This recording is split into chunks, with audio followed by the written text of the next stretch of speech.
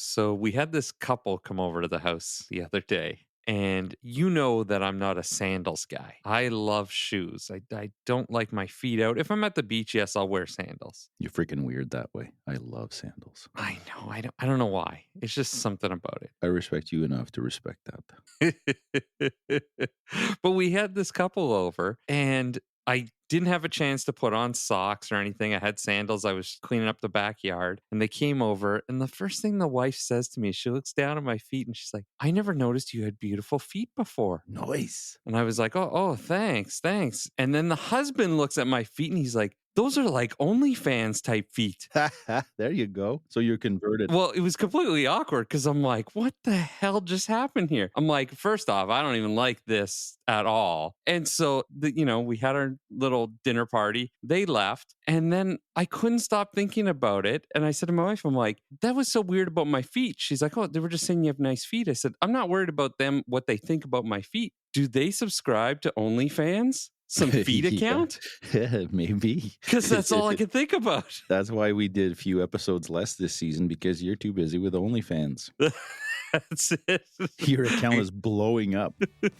Gonna get my little piggies out there. This is Taming the Hustle. Or something of the sorts.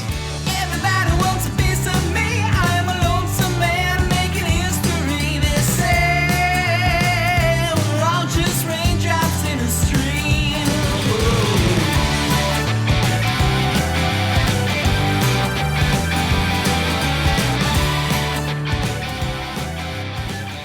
Well, I'm sure our listeners noticed by the title of the episode and by the length that this is a bit of a shorter one Yeah, man. because we're going to take a summer break. Not because we deserve it. It's because No. we want it.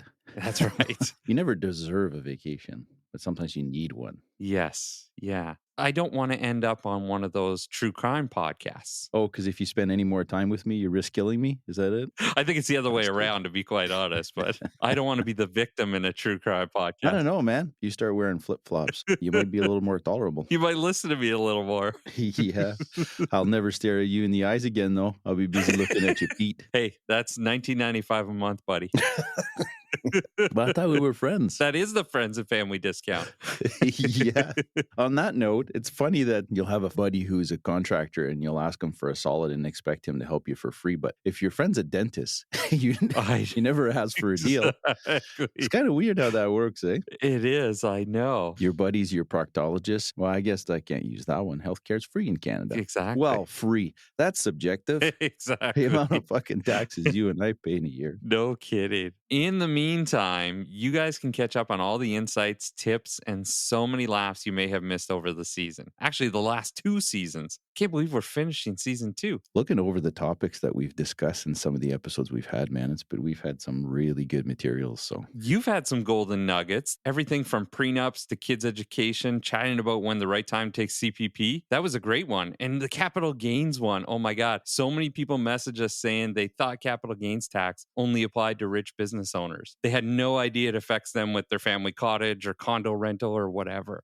And I couldn't stop thinking of anything else after you said CPP, because that reminded me of the episode where you talked about you couldn't pee in public. Oh my God. I still can't. Are you worried someone's going to see your PP? You know, I have to tell this quick story is I went into a meeting last week in Toronto and you just redid your office and it's very beautiful, but I'm so happy you didn't redo it like this company did. I'm all for modernizing your business and making it look pretty, but I went into the bathroom and there is one stall and there's a couple urinals and there was a lineup at the urinals and I walk in, I'm like, oh, but I see the stall door open. I went in, the stalls are glass and they're frosted and there's a light above you. So you're like a silhouette to everyone else. Your outline of your body is being projected. So I stood there holding my penis. That's amazing. It was the worst ever. It's like I might as well have just stood at the freaking urinal. Awful. Modernize your shit, but put the walls to the floor and make them solid for God's sakes. At least they were frosted. The guys on the other side are like, is that dude just holding his penis the whole time? Is he ever going to pee? Because they're not seeing the stream. So that's how Darryl wipes his ass. That's insane. On the marketing end of things, it was so great to hear from business owners this season and marketing managers. Our episodes about marketing budgets, business location, my basic marketing essentials, and scaling your business was a huge episode. So many businesses try to scale their business to look bigger and better when the time just isn't right. Yeah, and I wanted to mention, if anyone missed our last episode, I have to say, Darryl, that our topic on integrating humor in marketing was probably one of my favorite topics. Just loved Nice. It was a funny one, that's for sure. it. Yeah, maybe that's why I liked it. Represents a lot of what we do and what we stand for. Humor, man. You got to live life on the lighter side. Yeah, definitely. And our lifestyle topics. I know we talk about me peeing, and that's a pretty big lifestyle topic. But this season, we talked about cancel culture, which was one of my favorite topics, and the reset vacation, which is what we're going to try to do this summer. Yeah, except you and I both have a pretty big to-do list. So Oh, no kidding. I don't know. I'm coming back in September and I'm going to be any more rested, but And we also had an episode about having that talk with your aging parents. And that one not only got the wheels spinning for countless people, but we got a crazy amount of messages from people saying they never thought of actually having that conversation or that they actually did it. I legit had people pulling me aside, telling me how relevant that was and how it was important to them because they were going through it. I had to talk with my parents and they listen to this podcast. And I'm going to hear about this, but I need to share this because not everything's perfect in life. Had to talk with my parents. They completely understood. Everything was great. Got the wheel spinning. And then once things started to get real, it was like the pumping of the brakes. They were like, whoa, hold on. We're not that old yet. We're still good.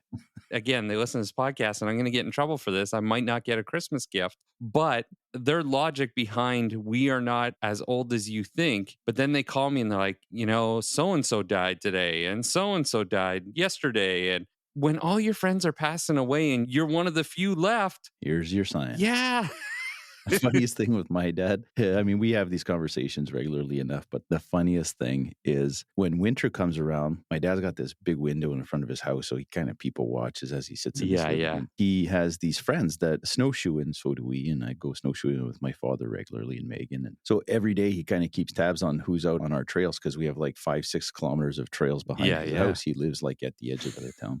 So this couple, he calls them the old couple. So he'll message me or he'll call me and he's like, oh, the old couple just went snowshoeing there. I asked them how the trail was and it was good. So I finally meet these people. They're like 65 years old. Maybe they just retired. My dad's 80. He doesn't see himself. He still thinks he's 30. So he sees this couple and he's like, oh yeah, the old couple went snowshoeing this morning. That's so funny. My God. You know what? I'm guilty of that too. I'm 44 years old and there are times where like I'm on a set or something and there's a bunch of 30-year-olds or 25-year-olds and we are chatting and I feel like I'm one of their peers. Yeah. Right? Yeah. It's like that photo I sent you. It was something I found on Instagram. It says Gen X, the only generation that became 30 at the age of 10 and still acts like they're 30 at the age of 50. That's exactly. There's a picture of two kids on a 3-wheeler.